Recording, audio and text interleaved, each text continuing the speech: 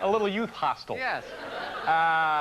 Our next guest is a lovely and certainly a talented model who has appeared on more than 200 magazine covers around the world, and she has just now been named a spokesmodel for Revlon. Please welcome the lovely Cindy Crawford. Yikes. Hi, how are you? Nice to see you. Thanks for being here.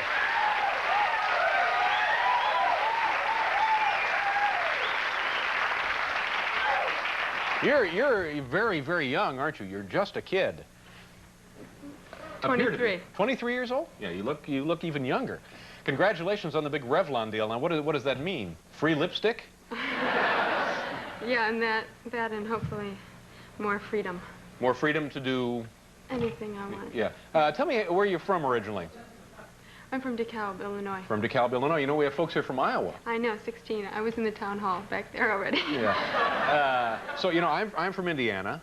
Yeah. One state west would be you. Illinois, then. And then one state west would be Iowa. Midwest. Yeah, it's exciting, isn't it? Mm-hmm. Yeah. And did you have a regular childhood? Where did you go to school? DeKalb High School. Mm-hmm. Yeah. Went on to college where? Northwestern. What did you study there? I studied chemical engineering. Well, really, in the freshman year, you don't really...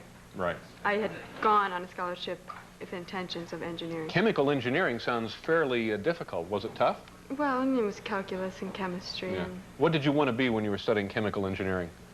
I think anything but a chemical engineer.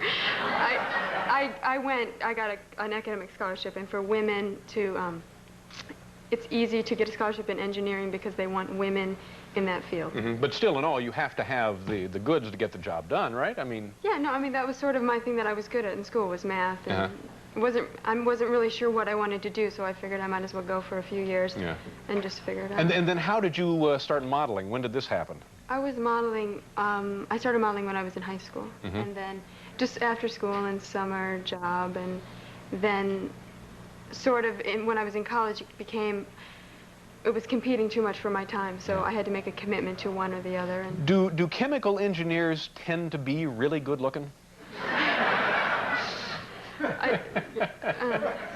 It's just silly. Don't worry about it. Don't worry about it.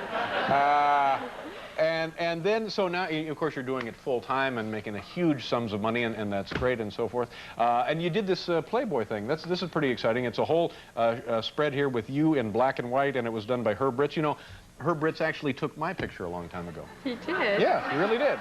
Was for the bride's cover? No, it wasn't for the bride's cover. It was I forget what it was, but one of the, I think, TV Shopper.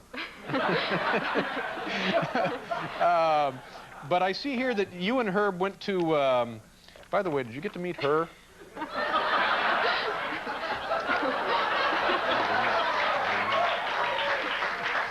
You and Herb got to go, no, you probably didn't meet her. You and Herb got to go to Hawaii to shoot this, right? Yeah. Yeah. Was that exciting? Have you ever been to Hawaii before? Yeah, I've been before, but I'd never been, we wanted to go where there's black sand. Mm-hmm. Yeah. And we went to Kona, which... But, you know, the pictures are in black and white, so really what difference would it have made? I don't know. It really doesn't. Maybe we just wanted to go there. Yeah, well, they're lovely pictures. Thank you. Do you enjoy traveling with your work? Yeah, I do, actually. I mean, sometimes it's hectic, and you're sort of sick of in a suitcase all the time. But, I mean, I've got to go so many places that I'm sure I never would have got to go. For example, give us a couple of those places. China, the Himalayas, and India. All on modeling assignments? Yes. Now, when you go to one of these places like India or China, are you just followed by packs of people, just stunned by not only the fact that you're lovely, but by the fact that you're an American and tall? Well, yeah. Some places we've been, you know, I mean, they haven't seen... I've been places where they don't see Caucasian people at all. But they sort of just think we're ridiculous. I was in Senegal, and I was doing a picture with like 6 Senegalese women behind me walking, and we had to keep walking the same, back and forth, back and forth. And they finally said, we don't want to do this anymore, this is ridiculous. They felt sorry for me because that's my job. They said, this is crazy that she has to do this for a living. So, you know, here they are, they had walked 2 days to sell a basket full of peanuts for like 5 cents. Yeah. And they felt sorry for me. But they were getting paid to do this, right? Oh, I think they gave them, yeah. So what do you want to, do you want to become an actress? Is that what a lot of models want to do? That's what a lot of models want to do. And it's sort of the cliche model wants to be an actress. I had never really thought about it, but I must say that I'm starting to find it maybe something I might want to experience or try. You know, I notice in some photos you have one of these, and you have one of these here. And in other photos, you don't have one of those.